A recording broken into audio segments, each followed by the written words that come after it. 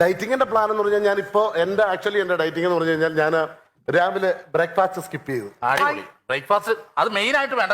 അത് മെയിൻ ആയിട്ട് breakfast skip ചെയ്യണം നമ്മൾ. അപ്പൊ രാവിലെ എന്നിട്ട് എന്ത് കഴിക്കും? ഊണ് കഴിക്കും.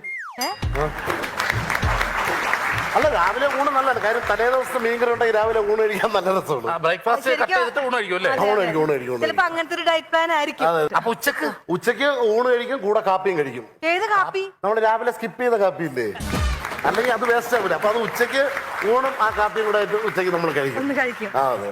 പക്ഷെ വൈകുന്നേരം ഒറ്റ നേരം, അതായത് 6 മണിയാകുമ്പോൾ നമ്മൾ ഒരു നേരം ഗോതമ്പാക്കണം. നല്ലത്.